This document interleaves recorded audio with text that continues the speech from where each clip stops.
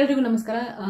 Actually family planning operation ಮಾಡಿಸ್ಕೊಂಡ ಮೇಲೆ suppose ಏನಾದರೂ ಮಗು ಬೇಕು ಅಂತ ಅಂದವಾಗ ನಾವು ರಿವರ್ಸ್ ಆಪರೇಷನ್ ಮಾಡಿಸ್ಕೋಬಹುದಾ, ಮತ್ತೆ ತಿರ್ಗಾ ಆಪರೇಷನ್ ಮಾಡಿಸ್ಕೊಂಡ್ರೆ ಸರಿ ಆಗುತ್ತಾ, ನಾವು ಕನ್ಸೀವ್ ಆಗಬಹುದಾ, ಮಾಡಿಸ್ಕೋಬಾರ್ದಾ, ಮಾಡಿಸ್ಕೊಂಡ್ರೆ ಕನ್ಸೀವ್ ಆಗ್ತೀವಾ ಇಲ್ವಾ, ಏನೆಲ್ಲ ಪ್ರಾಬ್ಲಮ್ ಆಗಬಹುದು, ಏನು ಸರಿ ಆಗಬಹುದು, ಮಗು ಆಗಬಹುದಾ ಅನ್ನೋ ಅಂಥದ್ದು ಸುಮಾರು ಜನಕ್ಕಿರುತ್ತೆ. ಅಂದರೆ ಫಸ್ಟ್ ಇನಿಷಿಯಲ್ ಡೇಸಲ್ಲಿ ಆಯಿತು ನಮ್ಮ ಫ್ಯಾಮಿಲಿ ಕಂಪ್ಲೀಟ್ ಆಗಿದೆ ಸಾಕು ಅಂತ ಹೇಳಿ ಮಾಡಿಸ್ಕೊಂಡಿರ್ತಾರೆ. ಪರ್ಮನೆಂಟ್ ಸೊಲ್ಯೂಷನ್, ಯಾಕಂದರೆ tubectomy is a permanent, usual ಆಗಿ ಪರ್ಮನೆಂಟ್ ಅಂತ ಹೇಳ್ತಾರೆ. ಯಾಕೆ ಅಂತಂತಂದರೆ ಟ್ಯುಬೆಕ್ಟೊಮಿ ಆಫ್ಟರ್ ಸಿ ಸೆಕ್ಷನ್ ಮಾಡಿಸ್ಕೊಂಡವಾಗ ಫ್ಯಾಲೋಪಿಯನ್ ಟ್ಯೂಬ್ಸ್ ಎಲ್ಲ ತುಂಬ ದೊಡ್ಡದಾಗಿ ಅದು ಎಲ್ಲ ನಾಜೂಕಾಗಿರುತ್ತೆ. ಆ ಟೈಮಲ್ಲಿ ಟ್ಯುಬೆಕ್ಟೊಮಿ ಮಾಡಿಸ್ಕೊಂಡವಾಗ ಡ್ಯಾಮೇಜ್ ಆಗುವಂತಹ ಚಾನ್ಸಸ್ ಜಾಸ್ತಿ ಇರುತ್ತೆ, ಫ್ಯಾಲೋಪಿಯನ್ ಟ್ಯೂಬ್ಸು ಡ್ಯಾಮೇಜ್ ಆಗುವಂತಹ ಚಾನ್ಸಸ್ ಜಾಸ್ತಿ ಇರುತ್ತೆ.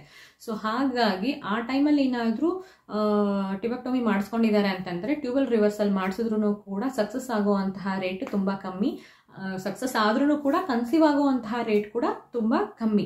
ಸೊ ಹಾಗಾಗಿ ಟ್ಯೂಬೆಕ್ಟೊಮಿ ರಿವರ್ಸಲ್ ಮಾಡಿಸ್ಕೋಬೇಕಾ ಮಾಡಿಸ್ಬಾರ್ದಾ ಅನ್ನೋದು ಕೂಡ ಒಂದು ಕ್ವಶನ್.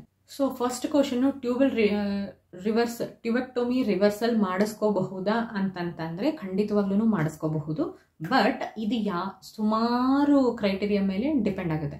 ಅದರಲ್ಲಿ ಫಸ್ಟ್ ಥಿಂಗ್ ಏನು ಅಂತಂದರೆ ಏಜ್ ಏನಾದರೂ ನೀವು 35+ ಇದ್ರಿ ಅಂತಂತಂದರೆ ಯೂಶುವಲ್ ಆಗಿ ನಿಮಗೆ ಟ್ಯುಬೆಕ್ಟೊಮಿ ರಿವರ್ಸಲ್ಲು ಮಾಡಿಸ್ಕೋಬೇಕು ಅಂತ ಹೋದ್ರಿ ಅಂತಂದರೆ ಡಾಕ್ಟರ್ಸ್ ಹೇಳ್ತಾರೆ ಬೇಡಮ್ಮ ಅಂತ. ಯಾಕೆ ಅಂತಂತಂದರೆ ಸಕ್ಸಸ್ ಆಗೋ ರೇಟು ತುಂಬ ಕಮ್ಮಿ, ಒಂದು ಸಕ್ಸಸ್ ಆದ್ರೂ ಕನ್ಸೀವ್ ಆಗೋ ರೇಟು ತುಂಬ ಕಮ್ಮಿ, ಕನ್ಸೀವ್ ಆದ್ರೂ ಡೌನ್ ಸಿಂಡ್ರೋಮ್ ಎಲ್ಲ ಬರುವಂತಹ ಚಾನ್ಸಸ್ ಇರುತ್ತೆ. ಯಾಕೆ ಅಂದರೆ 35+ ಏಜ್ ಅಂತಂದವಾಗ ಆಬ್ವಿಯಸ್ಲಿ ಎಗ್ ಕ್ವಾಲಿಟಿ ಎಲ್ಲ ಅಫೆಕ್ಟ್ ಆಗಿರುತ್ತೆ. ಸೊ ಆವಾಗ ಟ್ಯೂಬ್ ಕ್ವಾಲಿಟಿನೂ ಚೆನ್ನಾಗಿರೋದಿಲ್ಲ. ಸೊ ಆ ಟೈಮಲ್ಲಿ ಕನ್ಸೀವ್ ಆದ್ರಿ ಅಂತಂತಂದ್ರೆ ಡೌನ್ ಸಿಂಡ್ರೋಮ್ ಬರುವಂತಹ ಚಾನ್ಸಸ್ ಜಾಸ್ತಿ ಇರುತ್ತೆ ಅಂತ. ಓಕೆ, ಸೊ ಹಾಗಾಗಿ ಏಜ್ ಈಸ್ ಮೇನ್ ಫ್ಯಾಕ್ಟರ್. ನೀವು ಟ್ಯುಬೆಕ್ಟೊಮಿ ರಿವರ್ಸಲ್ ಮಾಡಿಸ್ಕೋಬೇಕು ಅನ್ನೋದಾದರೆ age is the main factor. ನೀವು ಏಜ್ ಎಷ್ಟಿದೆ ಅನ್ನೋ ಆಧಾರದ ಮೇಲೆ ಡಿಸೈಡ್ ಮಾಡಬೇಕು. ಓಕೆ, ನೆಕ್ಸ್ಟ್ ಏನು ಅಂತಂದರೆ ಟೈಪ್ ಆಫ್ ಟ್ಯುಬೆಕ್ಟೊಮಿ, ಯಾವ ಥರನಾದ ಟ್ಯುಬೆಕ್ಟೊಮಿ ಆಪರೇಷನ್ ನೀವು ಮಾಡಿಸ್ಕೊಂಡಿದ್ದೀರಾ ಅಂತ. ಅಂದರೆ ಫಸ್ಟ್ ಥಿಂಗು ಲ್ಯಾಪ್ರೋಸ್ಕೋಪಿಕ್ ಮಾಡಿಸ್ಕೊಂಡಿದ್ದೀರಾ ಅಥವಾ ಮಿನಿ ಲ್ಯಾಪ್ರೋಟೊಮಿ ಮಾಡಿಸ್ಕೊಂಡಿದ್ದೀರಾ ಅನ್ನೋದು ತುಂಬ ಇಂಪಾರ್ಟೆಂಟ್ ಆಗುತ್ತೆ. ಯೂಶುವಲ್ ಆಗಿ ಲ್ಯಾಪ್ರೋಸ್ಕೋಪಿಕ್ ಮಾಡಿಸ್ಕೊಂಡಿದ್ರಿ ಟ್ಯುಬೆಕ್ಟೊಮಿ ಅಂತಂತಂದರೆ ಟ್ಯುಬೆಕ್ಟೊಮಿ ರಿವರ್ಸಲ್ಲು ಕೂಡ ಈಸಿಯಾಗಿರುತ್ತೆ ಆ್ಯಂಡ್ ಸಕ್ಸಸ್ ರೇಟ್ ಕೂಡ ಜಾಸ್ತಿ ಇರುತ್ತೆ. ಮಿನಿ ಲ್ಯಾಪ್ರೋಟೊಮಿಯಿಂದ ಏನಾದರೂ ನೀವು ಟ್ಯುಬೆಕ್ಟೊಮಿ ಮಾಡಿಸ್ಕೊಂಡಿದ್ರಿ that to after a C section ಅಂತಂದರೆ ಯೂಶುವಲ್ ಆಗಿ ರಿವರ್ಸಲ್ ಸಕ್ಸಸ್ ರೇಟು ಕಮ್ಮಿ ಇರುತ್ತೆ. ಓಕೆ, ಸಕ್ಸಸ್ ಆಗೋ ರೇಟು ತುಂಬಾ ಕಮ್ಮಿ ಇರುತ್ತೆ. ಯಾಕೆ ಅಂತಂತಂದರೆ ಕಾಂಪ್ಲಿಕೇಶನ್ಸು ಜಾಸ್ತಿ ಇರುತ್ತೆ ಮಿನಿ ಲ್ಯಾಪ್ರೋಟೊಮಿಯಿಂದ. ಯಾಕಂದರೆ ಇಷ್ಟು ಉದ್ದ ಕಟ್ ಮಾಡಿದವಾಗ ಟ್ಯೂಬ್ ಕೂಡ ಡ್ಯಾಮೇಜ್ ಜಾಸ್ತಿ, ಲೆಂತ್ ಡ್ಯಾಮೇಜ್ ಆಗಿರುವಂತಹ ಚಾನ್ಸ್ ಇರುತ್ತೆ. ಸೊ ಹಾಗಾಗಿ ಟ್ಯುಬೆಕ್ಟೊಮಿ ರಿವರ್ಸಲ್ ಮಾಡಿದ್ರೂ ಕೂಡ ಸಕ್ಸಸ್ ಆಗೋ ರೇಟು ಕಮ್ಮಿ. ಇನ್ನೊಂದು ಫ್ಯಾಕ್ಟರ್ ಏನು ಮಾಡ್ತಾರೆ ಅಂತಂತಂದರೆ ಸ್ಪರ್ಮ್ ಕ್ವಾಲಿಟಿ ಎಲ್ಲ ಚೆನ್ನಾಗಿದ್ದು, ಎಗ್ ಕ್ವಾಲಿಟಿ ಎಲ್ಲ ಚೆನ್ನಾಗಿದ್ದು, AMH ಎಲ್ಲ ಚೆನ್ನಾಗಿದ್ದು, ಸೊ ಹಸ್ಬೆಂಡ್ ಆ್ಯಂಡ್ ವೈಫ್ದು ಹೆಲ್ತ್ ಕಂಡೀಷನ್ಸ್ ಎಲ್ಲ ಚೆನ್ನಾಗಿತ್ತು ಅಂತಂತಂದರೆ ಆವಾಗ ಟ್ಯುಬೆಕ್ಟೊಮಿ ರಿವರ್ಸಲ್ ಮಾಡೋದಕ್ಕೆ ಟ್ರೈ ಮಾಡ್ತಾರೆ, ಓಕೆ ಅಂತಂತಾರೆ ಡಾಕ್ಟರ್. ಬಟ್ ಯಾವಾಗ ಇದರಲ್ಲಿ ಯಾವುದಾದ್ರೂ ಒಂದು ಪರ್ಟಿಕ್ಯುಲರ್ ಫ್ಯಾಕ್ಟರಿಂದ ಏನಾದರೂ ಪ್ರಾಬ್ಲಮ್ ಇತ್ತು ಅಂತಂತಂದರೆ ಯೂಶುವಲ್ ಆಗಿ ಟ್ಯುಬೆಕ್ಟೊಮಿ ರಿವರ್ಸಲ್ ಮಾಡಲ್ಲ ಅಂತ ಹೇಳ್ತಾರೆ. ಯಾಕಂದರೆ ಸಕ್ಸಸ್ ಆಗೋ ರೇಟು ತುಂಬ ಕಮ್ಮಿ ಅಂದಮೇಲೆ why to take this particular risk ಅಂತ. ಆಯಿತಾ, ಯಾವಾಗಾದ್ರೂ ನಿಮ್ಗೆ ಏನಾದರೂ ಎಗ್ ಕ್ವಾಲಿಟಿದೋ ಅಥವಾ ಸ್ಪರ್ಮ್ ಕ್ವಾಲಿಟಿದೋ ಏನಾದರೂ ಪ್ರಾಬ್ಲಮ್ ಇತ್ತು, AMH ಏನಾದರೂ ತುಂಬ ಕಮ್ಮಿ ಇತ್ತು ಅಂತಂತಂದರೆ ಇಟ್ಸ್ ಆಫ್ ನೋ ಯೂಸ್. ನೀವು ಅದನ್ನು ಮಾಡಿದ್ರೂ ಟ್ಯುಬೆಕ್ಟೊಮಿ ರಿವರ್ಸಲ್ ನೀವು ಮಾಡಿ ಅಂದರೆ ಮಾಡ್ತಾರೆ, ಆಯಿತಾ, ಮಾಡಿದ್ಮೇಲೂ ಕನ್ಸೀವ್ ಆಗುವಂತಹ ಚಾನ್ಸಸ್ಸು ಇರೋದಿಲ್ಲ. ಸೊ ಹಾಗಾಗಿನೇ ಮಾಡೋದು ಬೇಡ ಅಂತ ಡಾಕ್ಟರ್ಸೇ ಸಜೆಸ್ಟ್ ಮಾಡ್ತಾರೆ. ಇನ್ನೂ ಒಂದು ಏನು ಮಾಡ್ತಾರೆ ಅಂತಂದರೆ HSG ಮಾಡ್ತಾರೆ. ಸೊ ಯಾವ ಪರ್ಟಿಕ್ಯುಲರ್ ಪೋರ್ಷನ್ ಉಳ್ಕೊಂಡಿದೆ ನಿಮ್ಮ ಫ್ಯಾಲೋಪಿಯನ್ ಟ್ಯೂಬ್ಸ್ ಪೋರ್ಷನ್ನು, ಆ ಫ್ಯಾಲೋಪಿಯನ್ ಟ್ಯೂಬು ಎಷ್ಟು ಉದ್ದ ಇದೆ, ಫ್ಯಾಲೋಪಿಯನ್ ಟ್ಯೂಬು ಎಷ್ಟು ಪೋರ್ಷನ್ ಚೆನ್ನಾಗಿದೆ ಅನ್ನೋದನ್ನು ನೋಡಿಕೊಂಡು ಕೂಡ ಅದ್ರ ಮೇಲೂ ಟ್ಯುಬೆಕ್ಟೊಮಿ ರಿವರ್ಸಲ್ ಮಾಡಬೇಕಾ ಮಾಡಬಾರ್ದಾ ಅನ್ನೋದನ್ನು ಕೂಡ ಡಿಸೈಡ್ ಮಾಡ್ತಾರೆ. ಆ್ಯಂಡ್ ಈ ಟ್ಯುಬೆಕ್ಟೊಮಿ ರಿವರ್ಸಲ್ಲೂ ಅಗೇನ್ 2 ಟೈಪ್ಸು, ಒಂದು ಲ್ಯಾಪ್ರೋಸ್ಕೋಪಿಕ್ಕು ಆ್ಯಂಡ್ ಇನ್ನೊಂದು ಮಿನಿ ಲ್ಯಾಪ್ರೋಟೊಮಿ. ಲ್ಯಾಪ್ರೋಸ್ಕೋಪಿಕಲ್ಲಿ ಒಂದು ಸಣ್ಣ ಇನ್ಸಿಷನ್, ನ್ಯಾವೆಲ್ ಅಂದರೆ ಏನೇದು ಹೊಕ್ಕಳ ಹತ್ರ ಒಂದು ಸಣ್ಣದು ಕಟ್ ಮಾಡಿ ಅದ್ರ ಥ್ರೂ ಮಷಿನ್ನ ಒಳಗೆ ಕಳಿಸಿ ನಿಮಗೆ ಟ್ಯುಬೆಕ್ಟೊಮಿ ರಿವರ್ಸಲ್ ಮಾಡ್ತಾರೆ. ಅಂದರೆ ಏನಾದರೂ ಬ್ಯಾಂಡ್ ಹಾಕಿದ್ರು ಅಂದರೆ ಅದನ್ನು ಕಟ್ ಮಾಡೋದು, ಇಲ್ಲ ಅಂತಂತಂದರೆ ಟೈಟಾಗಿ ಕಟ್ಟಿರ್ತಾರೆ, ಆಯಿತಾ, ಆ ಕಟ್ಟಿರೋ ದಾರನ ಕಟ್ ಮಾಡಿ ತೆಗಿತಾರೆ. ರಿಂಗ್ಸ್ ಏನಾದರೂ ಹಾಕಿದ್ರು, ಬ್ಯಾಂಡ್ಸ್ ಏನಾದರೂ ಹಾಕಿದ್ರು, ಇಲ್ಲ ಕ್ಲಿಪ್ ಏನಾದರೂ ಹಿಂಗೆ ಹಾಕಿದ್ರು ಅಂದರೆ ಅದನ್ನು ತೆಗಿತಾರೆ. ಸೊ ಮಿನಿ ಲ್ಯಾಪ್ರೋಟಮಿನಲ್ಲೂ ಅದನ್ನೇ ಮಾಡೋದು, ಅಂದರೆ ಕೈ ಆಪ್ರೇಷನಲ್ಲೂ ಅದನ್ನೇ ಮಾಡೋದು, ಕರೆಂಟ್ ಆಪ್ರೇಷನಲ್ಲೂ ಅದನ್ನೇ ಮಾಡೋದು.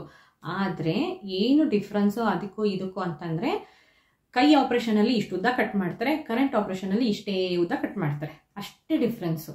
ಓಕೆ, ಸೊ ಯಾರೆಲ್ಲ ಟ್ಯೂಬಲ್ ರಿವರ್ಸಲ್ ಮಾಡಿಸ್ಕೋಬೇಕು, ಟ್ಯೂಬೆಕ್ಟೊಮಿ ರಿವರ್ಸಲ್ ಮಾಡಿಸ್ಕೋಬೇಕು ಅಂದ್ಕೊಂಡಿದ್ದೀರಾ ಅವರೆಲ್ಲರೂ ದಯವಿಟ್ಟು ಲ್ಯಾಪ್ರೋಸ್ಕೋಪಿಕ್ ಅಂದರೆ ಕರೆಂಟ್ ಆಪ್ರೇಷನ್ನೇ ಮಾಡಿಸ್ಕೊಳ್ಳಿ. ಸೊ ದ್ಯಾಟ್ ನಿಮಗೆ ಅದರಿಂದ ಏನೂ ತೊಂದರೆ ಆಗೋದಿಲ್ಲ. ಅನಸ್ತೇಷಿಯಾ ಕೊಟ್ಟು ಮಾಡ್ತಾರೆ, ಇದರಲ್ಲೂ ಅನಸ್ತೇಷಿಯಾ ಕೊಡ್ತಾರೆ, ಕೈ ಆಪ್ರೇಷನಲ್ಲೂ ಅನಸ್ತೇಷಿಯಾ ಕೊಡ್ತಾರೆ, ಇಲ್ಲ ಅಂತಲ್ಲ. ಬಟ್ ನಿಮಗೆ ಕಟ್ ಇಷ್ಟು ಕಟ್ ಆಗೋದು. ಓಕೆ, ಇಷ್ಟುದ್ದ ಕಟ್ ಮಾಡಿಸ್ಕೊಳಕ್ಕೆ ಇಷ್ಟನಾ, ಇಷ್ಟುದ್ದ ಕಟ್ ಮಾಡಿಸ್ಕೊಳಕ್ಕೆ ಇಷ್ಟನಾ, you decide.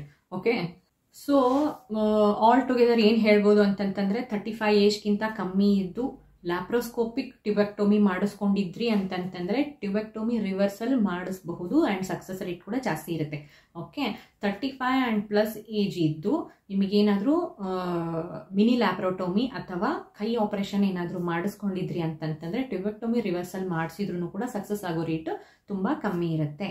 Okay, so ಇದನ್ನೆಲ್ಲಾನು doctors ಹತ್ರ ಡಿಸೈಡ್ ಮಾಡಿ ಆಮೇಲೆ ಮಾಡಿಸ್ಕೋಬೇಕಾ ಮಾಡಿಸ್ಕೋಬಾರ್ದಾ, ಮಾಡಿಸ್ಕೊಂಡ್ರೆ ಸಕ್ಸಸ್ ಆಗುತ್ತಾ ಇಲ್ವಾ ಅನ್ನೋದನ್ನ ತಿಳ್ಕೊಳ್ಳಿ. ಓಕೆ, ಇನ್ನೊಂದು ಡಿಫ್ರೆನ್ಸು ಲ್ಯಾಪ್ರೋಸ್ಕೋಪಿಗೂ ಕೈ ಆಪ್ರೇಷನು ಆ್ಯಂಡ್ ಕರೆಂಟ್ ಆಪ್ರೇಷನ್ಗೂ ಏನು ಡಿಫ್ರೆನ್ಸ್ ಅಂತಂತಂದರೆ, ಕರೆಂಟ್ ಆಪ್ರೇಷನ್ ಮಾಡಿಸ್ಕೊಂಡ್ರೆ ಮ್ಯಾಕ್ಸಿಮಮ್ 1 ಡೇ ನಿಮ್ಮನ್ನು ಇಟ್ಕೊತಾರೆ ಹಾಸ್ಪಿಟ್ಲಲ್ಲಿ. ಬಟ್ ಕೈ ಆಪ್ರೇಷನ್ ಮಾಡಿಸ್ಕೊಂಡ್ರೆ ಲಾಂಗ್ ಡ್ಯೂರೇಷನ್ ಅಂದರೆ ಮಿನಿಮಮ್ 2-3 ಡೇಸು ನಿಮ್ಮನ್ನು ಹಾಸ್ಪಿಟ್ಲಲ್ಲಿ ಇಟ್ಕೊತಾರೆ, 2 ಡೇಸ್ ಅಥವಾ 3 ಡೇಸ್ ಇಟ್ಕೊತಾರೆ. ಆ್ಯಂಡ್ ಹೀಲ್ ಆಗೋ ಟೈಮು ನಿಮಗೆ ಕರೆಂಟ್ ಆಪ್ರೇಷನಲ್ಲಿ ಕಮ್ಮಿ ಇರುತ್ತೆ, ಕೈ ಆಪ್ರೇಷನಲ್ಲಿ ಹೀಲ್ ಆಗೋದಕ್ಕೆ ತುಂಬ ಟೈಮ್ ಬೇಕಾಗುತ್ತೆ. ಓಕೆ, ಆ್ಯಂಡ್ ಕರೆಂಟ್ ಆಪ್ರೇಷನ್ ಮಾಡಿಸ್ಕೊಂಡವಾಗ ಲೇಯರ್ಸ್ ಕಟ್ ಮಾಡಿರ್ತಾರಲ್ವ, ಸೊ ಆಲ್ಮೋಸ್ಟ್ ಬಾಣಂತನ ಮಾಡ್ತಾರಲ್ಲ ಆ ಥರ ನೀವು ತುಂಬ ಕೇರ್ಫುಲ್ಲಾಗಿ ಹೀಟ್ ಆಗುವಂತಹ ಪದಾರ್ಥಗಳನ್ನ ಮಾತ್ರ ತಿನ್ಕೊಂಡು ಹುಷಾರಾಗಿ ಇರಬೇಕು ಆಯಿತಾ. ಬಟ್ ಲ್ಯಾಪ್ರೋಸ್ಕೋಪಿಕ್ ಏನಾದರೂ ಮಾಡಿಸ್ಕೊಂಡ್ರಿ ಅಂದರೆ ಇಷ್ಟೊಂದೆಲ್ಲ ತಲೆ ಕೆಡಿಸ್ಕೊಳ್ಳೋಷ್ಟು ಅವಶ್ಯಕತೆ ಇಲ್ಲ. ವಿದಿನ್ 1 ವೀಕ್ ಎಲ್ಲನೂ ನಾರ್ಮಲ್ ಆಗಿ ಆಗಿಬಿಡುತ್ತೆ. ನಿಮ್ಗೆ ಆಬ್ವಿಯಸ್ಲಿ ಸ್ವಲ್ಪ ಪೇನ್ ಇರುತ್ತೆ, ಬಟ್ ನೀವು ಮ್ಯಾನೇಜ್ ಮಾಡ್ಕೋಬಹುದು. ಅಷ್ಟೊಂದು 3 ಮಂತ್ಸ್ವರೆಗೂ ನೀವು ಕೇರ್ಫುಲ್ಲಾಗಿ ಇರಬೇಕು ಅನ್ನುವಂತಹ ಕಂಡೀಷನ್ ಇಲ್ಲ. ಓಕೆ, ಇಷ್ಟೇ ಲ್ಯಾಪ್ರೋಸ್ಕೋಪಿಕ್ ಟ್ಯೂಬೆಕ್ಟೊಮಿ ರಿವರ್ಸಲ್ಗೂ ಆ್ಯಂಡ್ ಮಿನಿ ಲ್ಯಾಪ್ರೋಟೊಮಿ ಟ್ಯೂಬೆಕ್ಟೊಮಿ ರಿವರ್ಸಲ್ಗೂ ಡಿಫ್ರೆನ್ಸ್. ಓಕೆ, ಒಂದು ಕೈ ಆಪ್ರೇಷನ್ನು, ಒಂದು current operation. Family planning method ಒಳಗೂ ಕೈ ಆಪ್ರೇಷನ್ನು ಕರೆಂಟ್ ಆಪ್ರೇಷನ್ ಅಂತ 2, ಇದರಲ್ಲೂ ಫ್ಯಾಮಿಲಿ ಪ್ಲಾನಿಂಗ್ ರಿವರ್ಸಲ್ಲೂ ಕೈ ಆಪ್ರೇಷನ್ನು ಕರೆಂಟ್ ಆಪ್ರೇಷನ್ ಅಂತ 2. ಓಕೆ, ಕರೆಂಟ್ ಆಪ್ರೇಷನ್ ಅಂತಂತಂದರೆ ಲ್ಯಾಪ್ರೋಸ್ಕೋಪಿ ಥ್ರೂ ಮಾಡ್ತಾರೆ, ಕೈ ಆಪ್ರೇಷನ್ನು ಅಂತಂತಂದರೆ ಮ್ಯಾನ್ಯಲ್ ಆಗಿ ಕಟ್ ಮಾಡಿ ಒಳಗಡೆ ಫ್ಯಾಲೋಪಿಯನ್ ಟ್ಯೂಬ್ನೆಲ್ಲ ಬೈಂಡ್ ಮಾಡ್ತಾರೆ. ಓಕೆ, ಸೊ ಏಜ್ ಏನಾದರೂ 35 ಆ್ಯಂಡ್ ಅಬೋವ್ ಇದ್ದು ಆ್ಯಂಡ್ ಕೈ ಆಪ್ರೇಷನ್ ಏನಾದರೂ ಮಾಡಿಸ್ಕೊಂಡಿದ್ರಿ ಅಂತಂತಂದರೆ ಟ್ಯೂಬೆಕ್ಟೊಮಿ ರಿವರ್ಸಲ್ ಮಾಡಿಸ್ಕೋಬೇಡಿ ಅಂತಲೇ ಡಾಕ್ಟರ್ ಸಜೆಸ್ಟ್ ಮಾಡ್ತಾರೆ. ಡೈರೆಕ್ಟ್ಲಿ ಗೋ ಫಾರ್ IVF ಅಂತ ಹೇಳ್ತಾರೆ. ಅಗೇನ್ IVFದು ಪ್ರೊಸೀಜರ್ ಒಂದು ಸ್ವಲ್ಪ ಕಾಂಪ್ಲಿಕೇಟೆಡು. ಆಲ್ರೆಡಿ ಫಸ್ಟ್ ಪ್ರೆಗ್ನೆನ್ಸಿ ಎಲ್ಲ ನ್ಯಾಚುರಲ್ ಆಗಿ ಕನ್ಸೀವ್ ಆಗಿದ್ರಿ ಅಂತಂತಂದರೆ ಅಂಥವ್ರಿಗೆಲ್ಲ IVF ಅಂತಂದ ತಕ್ಷಣ ಖಂಡಿತವಾಗ್ಲೂ ಶಾಕ್ ಆಗುತ್ತೆ. But if you are desperate to have a baby after tubectomy, obviously if you are 35 plus age please go for IVF. Okay, so IVFನ ಮಾಡಿಸ್ಕೊಳ್ಳಿ. 35 ಪ್ಲಸ್ ಏಜ್ ಇದ್ದು ನಿಮಗೆ ಮಗು ಬೇಕು ಅನ್ನೋ ಹಂಬಲ ತುಂಬ ಜಾಸ್ತಿ ಇದ್ದು ಟ್ಯೂಬೆಕ್ಟೊಮಿ ಆಪ್ರೇಷನ್ನ ಕೈ ಆಪ್ರೇಷನ್ ಏನಾದರೂ ಮಾಡಿಸ್ಕೊಂಡಿದ್ರಿ ಅಂತಂತಂದರೆ ಟ್ಯೂಬೆಕ್ಟೊಮಿ ರಿವರ್ಸಲ್ ಸಕ್ಸಸ್ ಆಗೋ ರೇಟು ತುಂಬ ಕಮ್ಮಿ ಇರುತ್ತೆ. ಸೊ ಹಾಗಾಗಿ ಅಂಥವರು IVF ಮಾಡಿಸ್ಕೋಬೇಕಾಗತ್ತೆ. ಓಕೆ, ಟ್ಯೂಬೆಕ್ಟೊಮಿ ರಿವರ್ಸಲ್ ಮಾಡಿಸ್ಕೊಂಡ್ರು ಸಕ್ಸಸ್ ಆಗೋ ರೇಟು ಕಮ್ಮಿ. ಓಕೆ, ಆ್ಯಂಡ್ ಇದಿಷ್ಟೇ ಟ್ಯೂಬೆಕ್ಟೊಮಿ ರಿವರ್ಸಲ್ ಬಗ್ಗೆ. ಯಾಕಂದರೆ ಸುಮಾರು ಜನ ಟ್ಯೂಬೆಕ್ಟೊಮಿ ರಿವರ್ಸಲ್ ಮಾಡಿಸ್ಕೋಬಹುದಾ ಅಂತಂತ ಹೇಳಿ ಕೇಳ್ತಾ ಇದ್ರು, ಅದಕ್ಕೋಸ್ಕರ ಈ ವಿಡಿಯೋ ಮಾಡಿದ್ದು. ಅಂದರೆ ಟ್ಯೂಬೆಕ್ಟೊಮಿ ರಿವರ್ಸಲ್ ಅಂತ ಯಾರು ಕೇಳಿಲ್ಲ, ಫ್ಯಾಮಿಲಿ ಪ್ಲಾನಿಂಗ್ ಆಪ್ರೇಷನ್ ಮಾಡಿಸ್ಕೊಂಡಿದ್ದೀವಿ, ನನಗೆ ಈಗ ಇನ್ನೊಂದು ಮಗು ಬೇಕು, ಏನು ಮಾಡಬೇಕು ಅಂತ ಕೇಳಿದರು. ಅಂಥವ್ರಿಗೆಲ್ಲ ಈ ವಿಡಿಯೋ ಉತ್ತರ ಅಂತ ಅನ್ಕೊತೀನಿ. ಆ್ಯಂಡ್ ಈ ವಿಡಿಯೋ ನಿಮಗೆ ಇನ್ಫಾರ್ಮೇಟಿವ್ ಅಂತ ಅನ್ನಿಸ್ತು ಆ್ಯಂಡ್ ಇಷ್ಟ ಆಯಿತು ಅಂತಂತಂದರೆ ದಯವಿಟ್ಟು ಲೈಕ್ ಮಾಡಿ, ಕಮೆಂಟ್ ಮಾಡಿ ಆ್ಯಂಡ್ ಶೇರ್ ಮಾಡಿ ಆ್ಯಂಡ್ ನನ್ನ ಚಾನಲ್ನ ಸಬ್ಸ್ಕ್ರೈಬ್ ಮಾಡಿ. ಧನ್ಯವಾದ.